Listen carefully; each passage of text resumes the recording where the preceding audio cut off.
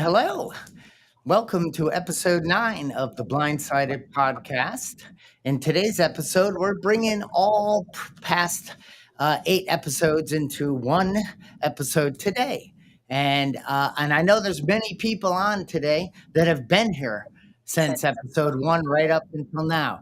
And in this episode, we're going to do the same thoughts lead to the same choices. The same choices lead to the same behaviors. The same behaviors produce the same experiences. The same experiences create these same emotions, and those same emotions influence our very same thoughts. Hi, my name is Charlie Collins. I am a speaker, a coach, and co-founder of Thriving Blind Academy. Hey, Charlie. That was great. You nailed that intro. Good job. My name is Brenda. I'm the founder of Time for a 10. We are an emotional awareness coaching service, and we teach people how to challenge their conditioned thinking so that they can change their reality and their emotions. Good morning, both of you, Charlie and Brenda. And I am Stanley Dietrich. I am the founder of 360 Life Without Limits. And I'm a coach, a peak performance coach. I focus on the brain, the body, and the spirit all combined because you can't separate them. And I help people live a life without limits. And I'm excited to join you today in this topic that we're going to cover. So buckle up. And deja vu, Stanley's with us again. Yeah. And I'm going to give us a little breathing room. All right. So thank you all. And the greatest habit that you can change, the greatest habit you can break is the habit of being yourself. And that is a quote from Dr. Joe Dispenza. And that is, I remember reading that and hearing that, thinking the habit of being myself. Oh, it really makes sense. So here is the habit, the unconscious, the way it was, and the way, I know we won't really go into the way it is now, but it's totally different. So anyway, back in the day, I had a company not far from my home.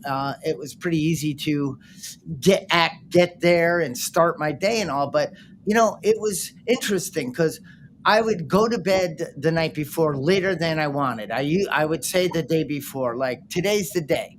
I'm going to go to bed earlier. I'm not going to eat garbage after dinner, like eat ice cream and watch movies and do just, mind-numbing type of activities. I'm going to get to bed earlier. I'm going to get up earlier, and I'm going to, start my day much more positive. And I couldn't seem to do that. I would then stay up late. I would get up at the last minute. I would then run and jump in the shower. And in the shower, I was thinking about what am I going to wear? And then when I was getting dressed, I was thinking about how fast I could get something to eat and get out of the house. And then when I was eating, I was irritated with people talking to me, like my wife and kids. and I'm wondering, and the dog needed me. And it's like, gosh, don't these people get it? I have an agenda. I've got to be somewhere. I got to open the company. I got to get to work. And then I get to work. And then now I have this, I'm at work and I'm thinking of these people, these customers and all around me, got to do the right things all day so I don't feel frustration or get angry. And then I got to come home and oh my gosh. And that cycle, that same thought that led to the same choices and that led to, but why is this happening? I woke up in the morning and I said, today's the day. I'm going to change. I'm not going to stay up late. There was something brewing deep inside of me, this unconscious habit, this addiction to the way it was, the known. I couldn't break free of that. I can so identify with that, Charlie. You're talking about, for me, what I called my conditioned thinking. It's just the patterns. It's the hiking trail I go on every day. It's familiar. The path is nice and clear. I know how to get from A to Z. There's no rocks that I don't know where they are. No roots that I don't know how to climb over. It is what I call the familiarity bias. It's a hard word for me to say. And I'm comfortable in what's familiar. I know what to expect. There's a a feeling of control in that space, even if it's unhealthy. Yeah, I think that's the story of everybody. And I want to say everybody, because if we're honest with ourselves, then we can say, why do I do those things? Why is every day the same? It's like Groundhog Day. You wake up and it's the same thing and we want something different. And why is it that we do the things that we don't want to do? And we don't do the things that we do want to do or know to do. So, yeah, it is a conscious effort to break that cycle. And once you see that cycle, then you become more aware of it. But how many times does it take to see that cycle? That's the question I have. Well, I think Jim Rohn, he says people change generally for one of two reasons: inspiration or desperation. Mm-hmm. And I finally, a question like, is this it? I mean, really? I'm making money. I have a beautiful family. I have material things. All that outside of me was taken care of, but I'm still not feeling at peace at times. I'm still feeling frustrated. I'm still feeling confused. And I'm angry with myself because I can't seem to just have a thought like today's the day, but that day I can't control it. Something is controlling me. And I finally, as we have talked about over and over, and as you the three of us and many people on here, we woke up to, Stanley, you said, if I'm being honest with myself, is it true that as I get older life gets more hard? I thought as I got older the more wisdom and knowledge that I brought into my life, that I would take different action. Wow. So you said something really important. You had everything that you thought, I'll be happy when. You had everything you thought would make you happy. And the conditioned thinking for me was what I thought would make me happy is what I was taught would make me happy by my parents, by my teachers, by social media, by advertising, the things that should. We have a saying in our circle, our small circles, about not shoulding all over yourself. What should make me happy? And that for me was all coming from the neck up. It had nothing to do with what was in my heart, the things that brought me passion, the things that really excited me or that I really enjoyed to do. It was all about, what am I supposed to do based on what everybody else has told me will give me the life beyond my wildest dreams. So even when I had it, and I was in the same boat as you, Charlie, I had everything. I had a venture capital funded software company, a beautiful home, great relationship, beautiful kids, everyone was healthy, and I wasn't happy. I was unsettled. That in itself, Brenda, is a whole nother topic. And I think we could take that clip right there and explode on that, because here's the thing, when I was 20, I thought that at 40, I'd have it all together. And then I got to be 40 and I'm like, wait a minute, I still feel like I'm 20. And, add a couple more decades there and I'm 60 now. And I'm going, gosh, how much more can I learn? How much more can I grow? And when we set a monumental date ahead of us and we think that is the finish line, and then we discover that it is just the beginning again, it can be exciting and it can also be overwhelming. And so this is, this idea about doing the same thing over and saying, tomorrow's going to be better. Well, I looked on my calendar and it has Saturday through Sunday and tomorrow is never on there. I don't get it. And someday is never on my calendar. I've gone through a bunch of calendars and it's not there. So help me understand and help our audience really dive into this idea of taking those limitations off and changing our pattern, because that's what you're saying creates a different result.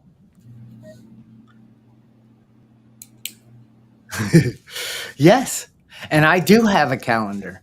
Um, and it just made a noise on my phone. Thank you, Stanley. 86, so Gallup did a poll, and 86% of people wake up to their cell phone, and they wake up to, what text message did I miss? What's going on social media? What emails should I pre-look at so I can be prepared when I get to work? What are those other people that trigger me and irritate me doing today? I got to keep an eye on them. So, what is the news? What bad things have happened today? It's just unconscious. It's a habit. That's what I do. I pick it up. I go through all the things on there and I put it down. But I'm now triggering inside of me that something outside of me on that phone is going to start solving or helping me get out of breaking the habit of being myself. And so that's 86%. And as I talked about, I because I would go into this workplace or into the store. I use the store all the time. But as I went out into these environments, it would trigger my blaming, my complaining, my justifying, my defending why it's okay to act this way and be this way, my excuse making, and my poor me that rational lying to myself, rationalizing it. Why does the world seem to be out to get me, against me? Why does so many people seem to act in a way that triggers me or gets me mad? And I finally, Stanley, you said, what is this going to take? Why am I focusing on outside of me? Because I don't know I am. I've had the same experience as Charlie and Stanley. And again, it's things aren't going the way my brain wants them to go, is expecting them to go, needs them to go for me to be okay. And instead of going inward and saying, what's the problem? Because I know the problem is me, it's my perception, it's the way I'm taking in the world and expecting it to respond. I project the blame outward. Well, it's the traffic and it's the slow person in line. And it's, you're not doing, you're talking to me when I'm trying to finish breakfast and getting out the door. Don't you know how important I am and how it's important for me to get out the door and do my thing? And it just goes on and on and on. And we're living in that box again. I like to talk about the box. This is the box. And when we live in that little tiny box, so many problems happen. Yeah, and both of you, I'm taking notes mentally as you're talking, and what I'm hearing is that the quality of our questions control the quality of our life or the quality of our day.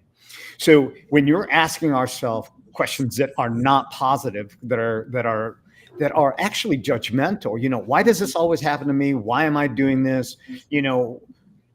It's nothing. I'm never good enough. I should, I could, I wish I would have. And when we ask those quality of questions, our brain has a library that it comes up with an answer. I'll tell you why this always happens to you, because this is what you do. And then you answer back and you go, oh yeah, I did do that. Why do I always do that? Now your brain comes up with another question, answer, and it's just perpetual feeding that takes place. Absolutely. I'm just going to interrupt for a second, Charlie, and say good morning to everybody that's joined us on the podcast. We're so glad you're here. And I want to read a comment from Trish. She says, the quality of our questions and comments, that's powerful. So thank you, Stanley, for that. Really powerful. I thought that was powerful too. Hello to Cassidy. Go ahead. There's a long list of names, so I'll grab a couple every now and again and say hello. It's nothing personal. I'm just grabbing names as they pop up. They pop up fast. All right, Stanley, will you recap that? Yeah, so you've got a great slide here. It says the same thoughts will always lead to the same choices. Same choices always lead to the same behaviors. The same behaviors create the same experiences, and the same experiences produce the same emotions, and those same emotions influence your very same thoughts, and the cycle continues. And so the question is not what's wrong with me anymore. I don't ask that question. What's wrong with me? Nothing. I'm operating out of a set of programs, beliefs, and unconscious habits that is producing these emotions that are then influencing my next set of thoughts, which are then choices, behaviors, and experiences, and and I'm caught up in that, and I'm blaming outside of me for that suffering that I'm living. But what can we do? Well, this is Stanley. Just give a quick representation of this slide, please. Yes. So the same thoughts lead to the same choices, which lead to the same actions and behaviors. And that leads to the same experience, the same feelings, and it's a perpetual cycle. Now, you change that, you create a new thought, it creates a new choice. And that new choice creates a new action and a behavior. And that new action and behavior creates a new experience, which then creates a new feeling. And this is personal transformation requires a concept called metacognition. And metacognition, I remember when I first learned about that, I'm thinking, I know what metaconfused is. And let me go to one more slide here. Okay, so metacognition is the awareness and understanding of one's own thought process. Let's talk about that a little bit. Brenda? Beautiful. We have a comment from Corey who nails what I was just about to say. So I need to get off the hamster wheel. And then that's spot on. So first, the graphic you presented on the left-hand side is survival.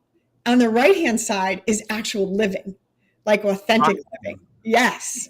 So in metacognition, it's thinking about thinking.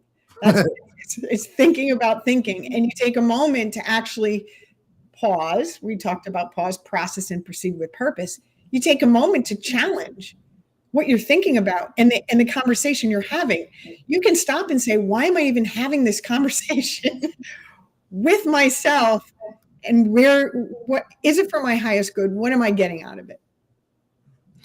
Yeah, the idea behind metacognition and talking to ourselves daily, you are talking to yourself. I'm talking to myself. And so it is how I frame that question or how I frame that statement. It can be positive or negative.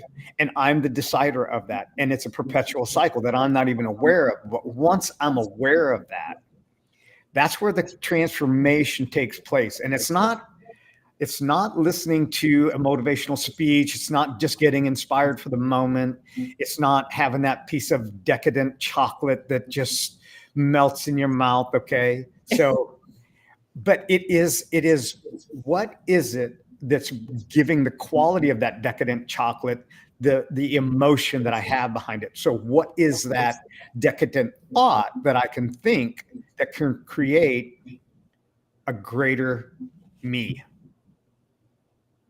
Where our attention goes, energy flows. Right. Thoughts are energy. They produce a reaction in the body. They actually send energy through the body. Some instantly trigger an emotion, and some help move us into a behavior that helps produce a better emotion. I can tell you that once I went to a couple conferences and I opened the world to metacognition. I opened the world to I have the ability to respond to life's events. I have the ability to question my thoughts. I have that ability. I am in control. There's no one showing up at my front door that's going to ring the doorbell and say, here's the magic pill. I will fix this pill will solve all those people's that irritate you, that will solve all your problems. That didn't happen. All of a sudden, you guys, I was in the shower thinking about how grateful I am to have warm water, to have hot water. I have soap. I got all this great stuff, and I am so lucky. I got a fan that takes out the steam. And look at these nice clothes I have. I wonder who made these. Well, But like, wow, I am so lucky. I have long sleeves to keep me warm and heat in the house. This shift happened where I started getting more present and started noticing what I'm grateful for. And I started slowing way down. That Ferrari in first gear, I like that. I like being that guy. I like going fast, hard, thinking quick, basing decisions out of just quick movement. But all of a sudden, that Ferrari, the RPM started coming down. I started getting up earlier. I started sitting with self. I started putting on headphones. I started allowing my mind to relax a little. And oh my God, the pieces started landing together. Absolutely. You just reminded me that, the doing, going. It's almost like TikTok. You swipe, swipe, swipe, swipe, swipe. Do you ever really stop and watch a whole video? Maybe one out of 15 or 20. I've gotten into TikTok because at Time for a 10, we post educational videos out there. But where does that metacognition, where does it come from? How does it get there in our brain to begin with? And we've talked about this. And it's, our brain is programmed from 0 to 7. So 0 to 7, we watch everything around us, we take it in, and our subconscious brain is programmed. So that's the foundation of the belief system that gets installed. And then we have all these experiences. Imagine that, all of your experiences, like Stanley was saying, it's stored back there. And when you have a feeling that's similar, say, to a trauma you experienced between 0 to 7 or in your early childhood years, the brain brings it all in. It doesn't say, oh, this is different than that 7-year-old feeling. It brings that feeling in along with the feeling you're having, and that becomes the reality, and it really isn't. Yeah, thank you, Brenda. You bring up a great point. The feelings are not facts. And this is what I tell my clients. Just because you feel it doesn't mean that it's true. Okay. And when you challenge what it is that you've been programmed to believe, okay, and what is it that we believe? The things that we hear. So if you hear a bunch of negative, you think that the world is negative. You think that everything is negative. If you hear nothing but positive, you think the world is positive. So you can have two people that go to an event, and one walks away with a super good feeling, and another one walks away feeling judged. And it's understanding that those feelings are not facts, and there's a difference. And so, that brings up a question of how do you know what a fact is? Well, that's another topic. But what I want to say is challenge whatever you're feeling. What is your state? What is your environment? Who are the people that you're with? What is their influence on your life? And what is your own influence on your life? So yeah, this is a great topic to dive into. Well, I believe it's the whole crux. The crux of the problem is within me. It's it's my unconscious habits and beliefs and all that. But the crux of the solution is within me. And Brendan, you and I would talk about this. So we were just chatting about it maybe last night on the phone, and we were saying how, okay, I'm done now, but now I've gone into this. All of a sudden, I feel uncomfortable.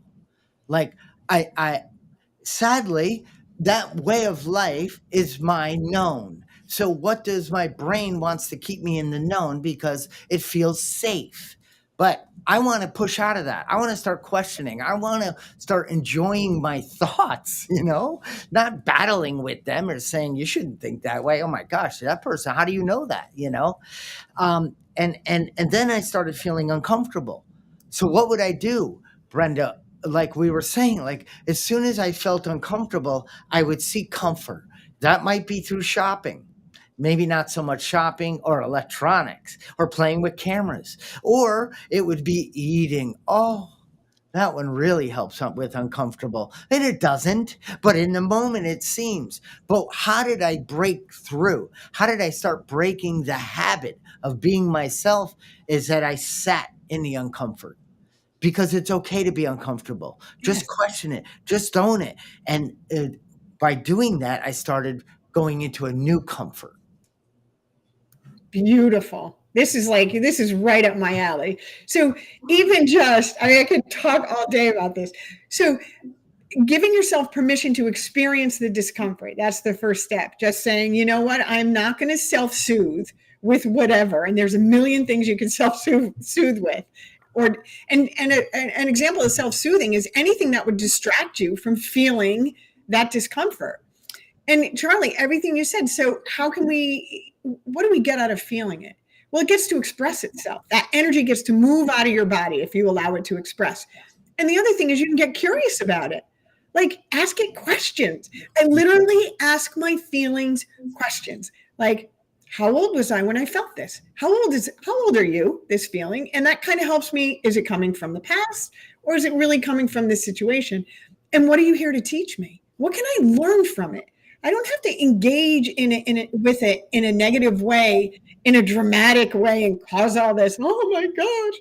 I could just take a breath, invite it in, consent for it to express, and ask it questions. What are you here for? I don't have to give it power. Mm-mm. I get so excited because this was so freeing for me, this whole Yeah. thing. I'm going to dip it because I'll just keep going on and on. Yeah. Getting comfortable with the uncomfortable. And like you said, Charlie, it is, why do we do the same things that we do over and over and we get the same results and then we complain that we're getting the same results that we're getting? Is because we're doing things that are comfortable even though they're uncomfortable. Let me give you an example.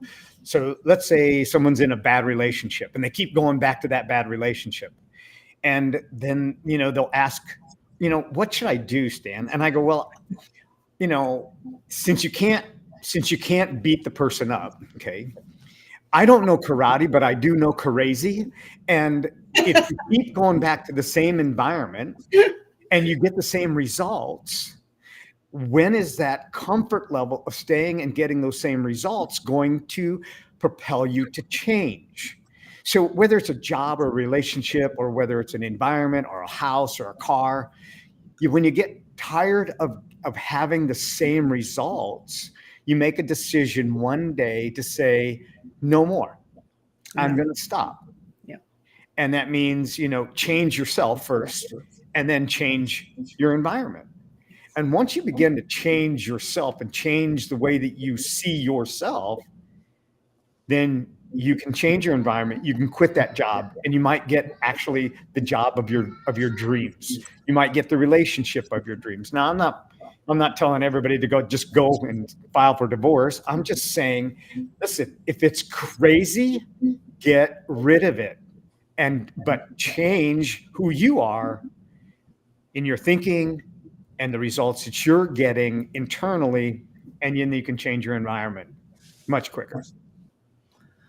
Wow, Stanley, you were really defining insanity, doing the same things over and over, expecting different results, and a design for living, a program of action. One of them, several I've implemented in my life, had a statement, and it said, "For by this time, sanity will have returned, because I have ceased fighting anything and anyone or anyone."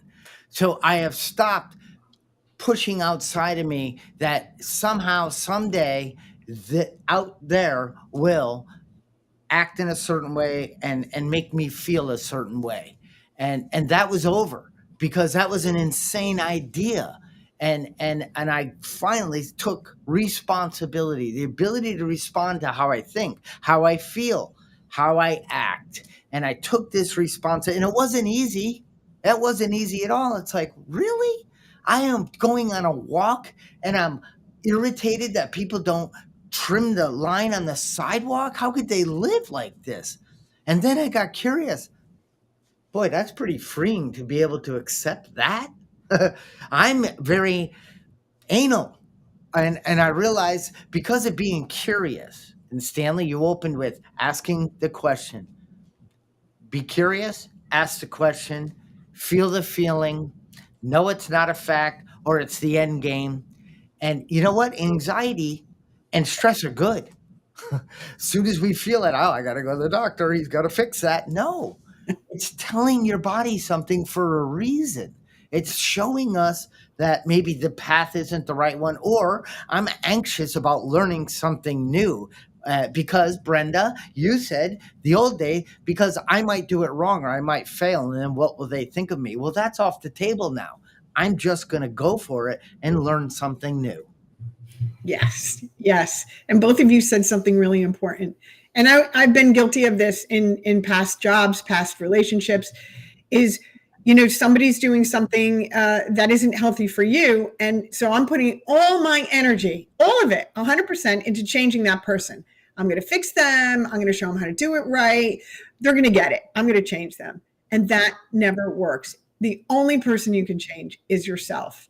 And as you start to change yourself, Charlie, you keep saying, I have to be greater than, I have to think greater than I feel. Is that how it goes? I have to think greater than I feel. Yes, but no have tos in my language. Yes. I would like to think greater than I feel. And there's another saying, and I'm sure I'm going to mess it up, but maybe not. It has to do with change. Somebody help me out. When I change what I'm looking at changes, something like that. And so the change has to come from within me. And so as I start to change myself, my perceptions start to change. When I start to love myself, I start to attract in love. When I start to be patient with myself, I can be patient with other people. It all starts within you. We can't give what we don't have. Yeah. Yeah. You made a comment there when I change the way that I see things, the things that I see will change. And I'll give you a quick example from last night. My yard is getting full of dandelions. Now, years ago, that would drive me just absolutely nuts.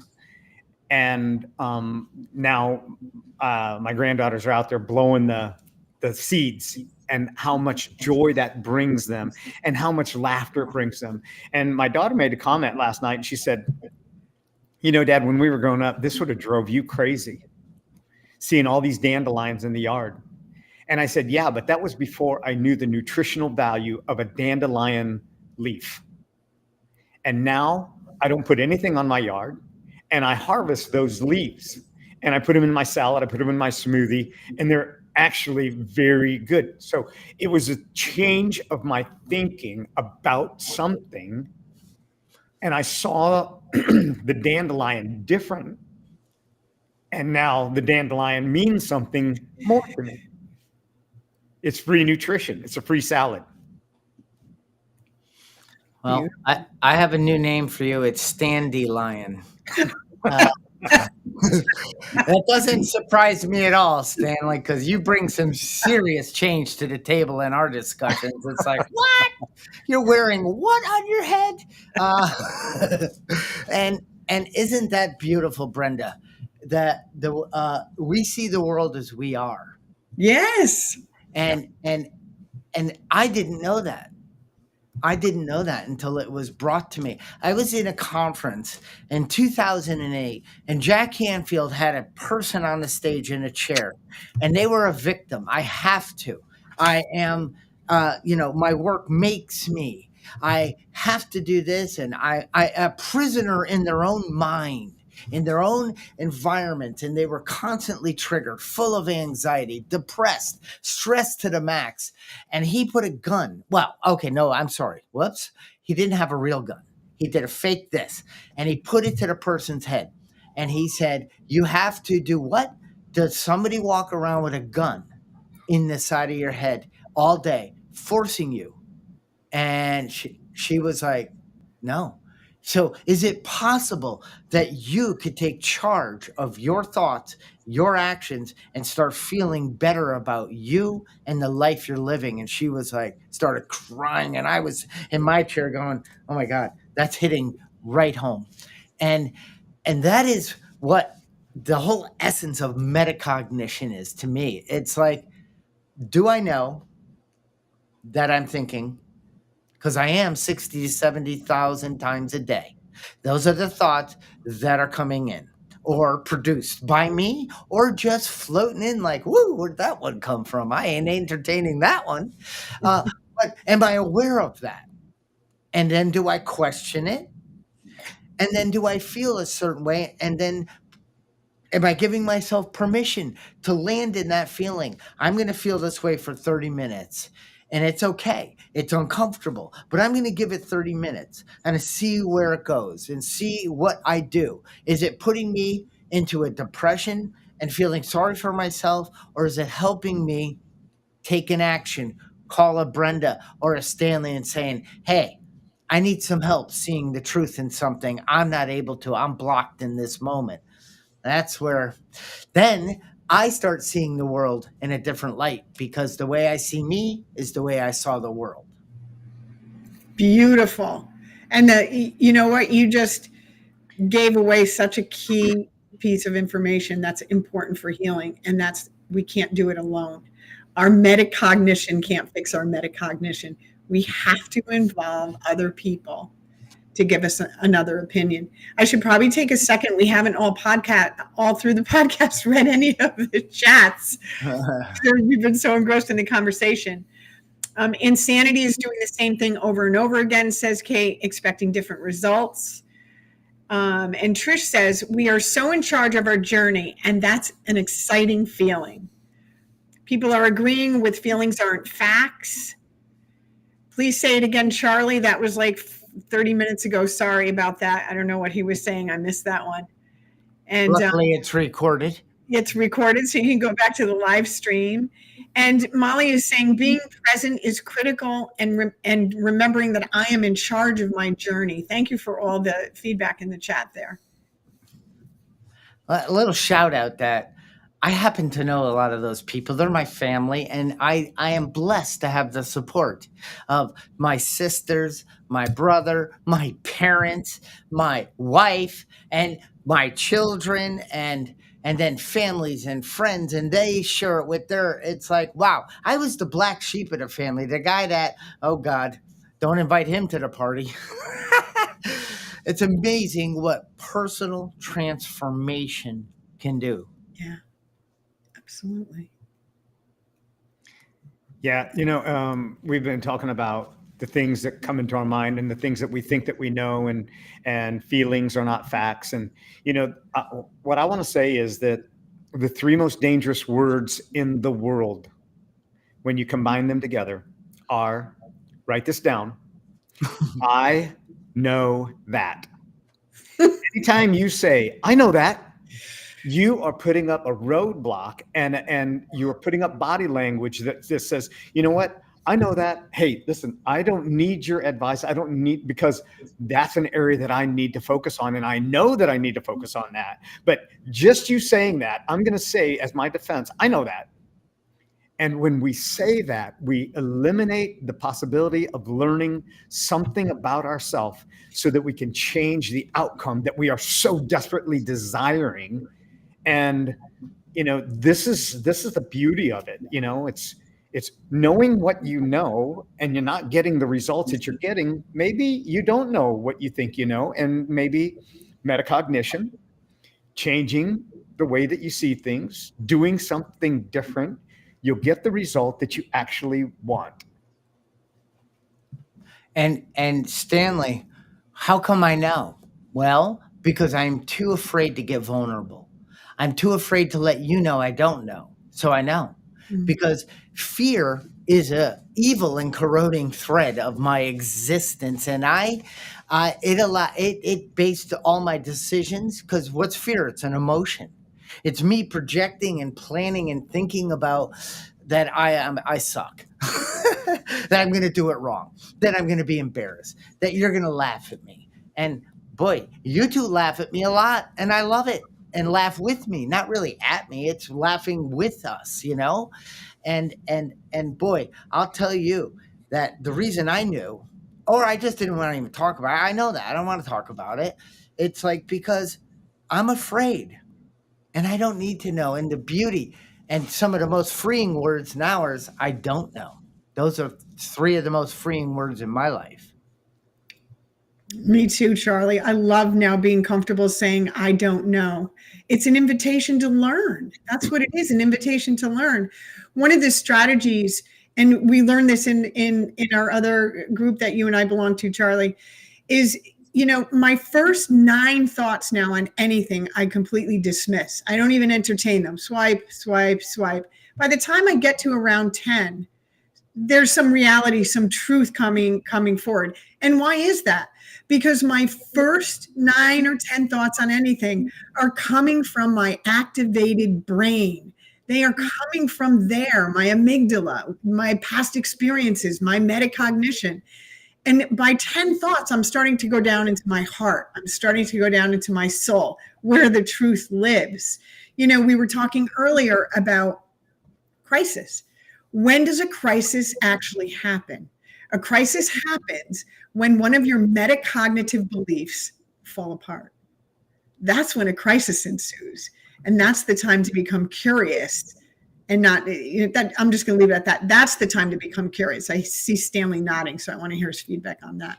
Yeah, that's the truth of it is we go back to that previous experience, and then we judge the future experience based on that.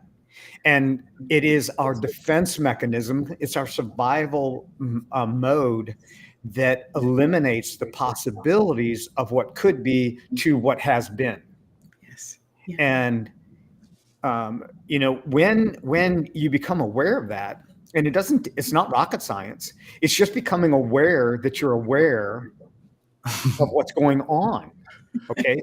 So I walk into the grocery store and I start thinking that everybody's looking at me because I must have something on my shirt. And I keep looking down at my shirt and I don't see anything.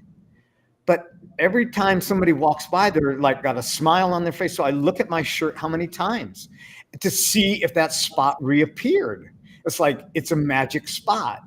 And so these are the thoughts that can come in. And when I'm aware of that and go, there's no spot, my shirt, they just like my shirt.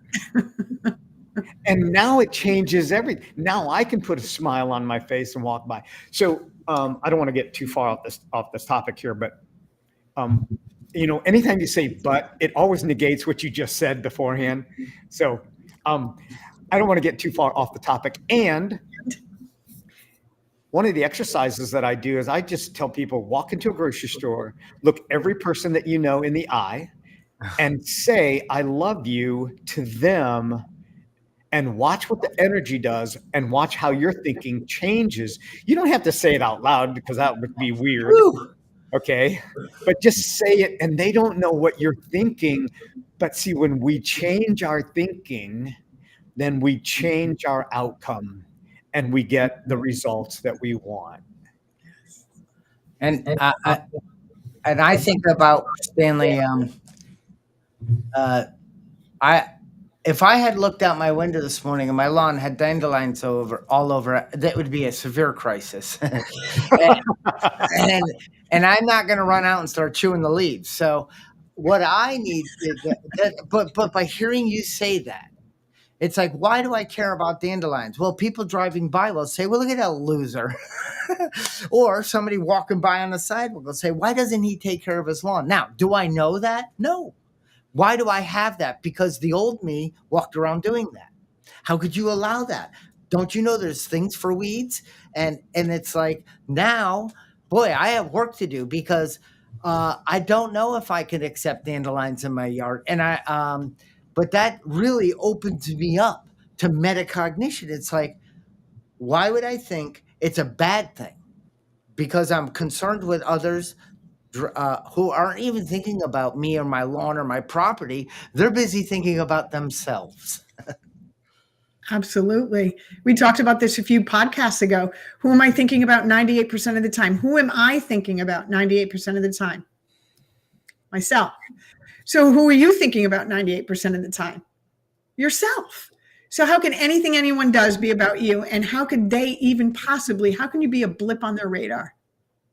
It's just not the truth. That's challenging a metacognitive belief.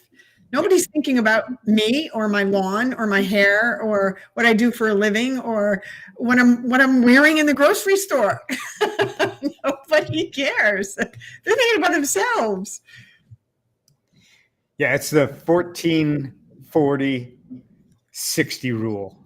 At 14, you think everybody's thinking about you. At 40, you're thinking about everybody else. At 60, you realize nobody was thinking about you at all. What a relief.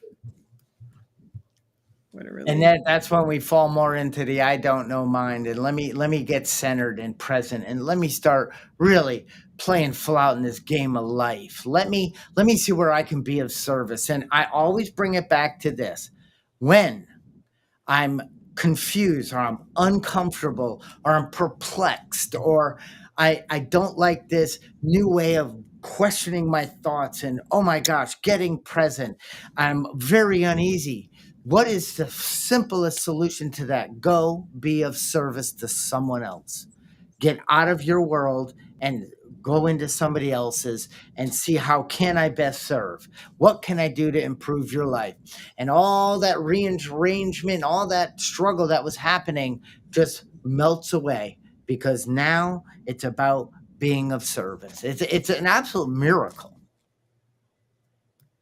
Thinking about somebody else, how you can do something good for somebody else, paying it forward. Yeah, and the thing about doing something for somebody else is, I want to say that there is an element that we're doing it for ourselves, because we're paying it in retrospect. Is that, what if somebody would have done that for us? And if we do that now going forward, we do that for them, what we would have had done for us. Now we can change the way that we're thinking, and then we can go, what else can I do?